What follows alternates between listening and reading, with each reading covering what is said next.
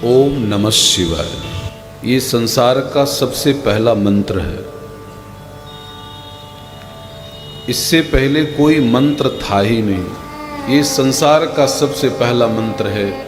ये कैसे निकला? ये बंधु महादेव जी के पांचों मुख से निकला। शंकर जी के कितने मुख हैं? पंचमुख। शंकर जी के 5 मुख हैं। आपने कभी ऐसे महादेव जी का दर्शन किया हो जिनके 5 मुख हों? और याद रखना, जिन महादेव जी के 5 मुख होते हैं उनका नाम होता है पंचमुखी महादेव। अयोध्या में सरयू के किनारे पंचमुखी महादेव का दर्शन हमने अपने पूज्य महाराज श्री के आश्रम में किया है। संसार में हर व्यक्ति को एक बार पंचमुखी महादेव का दर्शन जरूर कर लेना चाहिए। महादेव जी के 5 मुख से ये मंत्र कैसे निकला? महादेव जी का जो उत्तर का मुख है, उस उत्तर के मुख से ना निकला ना, और महादेव जी के पश्चिम मुख से मा निकला, और महादेव जी के दक्षिण मुख से सी निकला सी, और महादेव जी के पूर्व मुख से वा निकला, और महादेव जी के जो ऊपर का मुख है उस मुख से या निकला। अब तीनों अक्षरों को जोड़ दो, क्या बन गया? नमः शिवाय। इस मंत्र को कितना जपना चाहिए? ज्यादा नहीं। 24 घंटे में जितनी हम श्वासें निकाल देते हैं बस उतना जपना चाहिए। कितनी श्वासें निकालते हैं? 21,600। आपको हमारी बात पर भरोसा ना हो तो कल बैठ के गिन भी लेना, एक भी कम हो तो बता देना।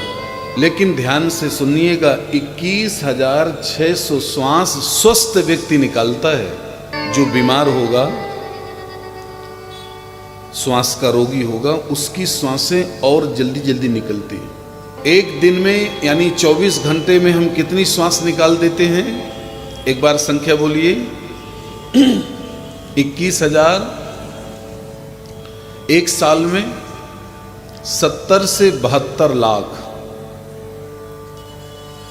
बाद में आप गणित कर लीजिएगा घर में जाके।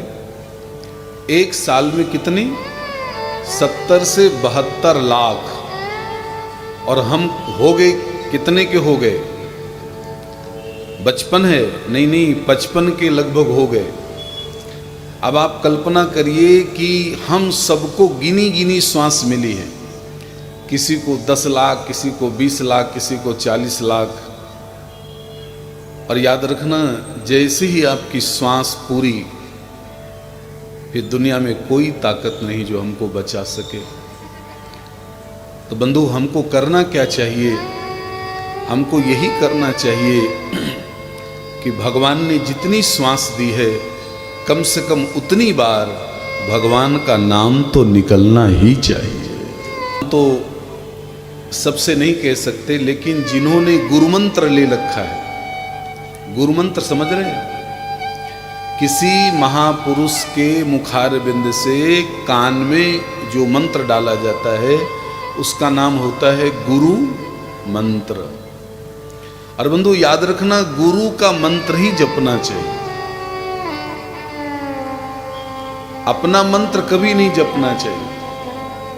जो आपको गुरु प्रदत्त मिला है उसी मंत्र के जपने से जीवन में प्रभाव पड़ता है।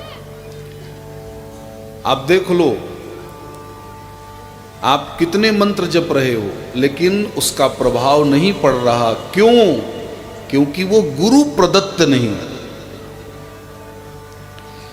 और जब गुरु प्रदत्त मंत्र मिल जाता है, वो चाहे कोई भी मंत्र हो, और जब हम उस मंत्र को जपते हैं तो हमारे जीवन में जरूर प्रभाव पड़ेगा। तो जो गुरु मंत्र ले चुके हैं उनसे प्रार्थना है कि कम से कम एक माला सबको करना चाहिए।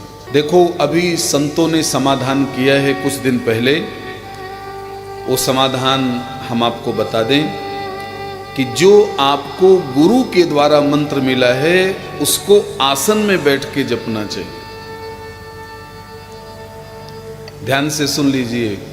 जो आपको गुरु के द्वारा मंत्र मिला है उसे आसन में बैठ के जपना चाहिए, लेकिन जो गुरु के द्वारा नहीं मिला उसे आप 24 घंटे जप सकते, चलते फिरते उठते बैठते सोते जागते खाते पीते।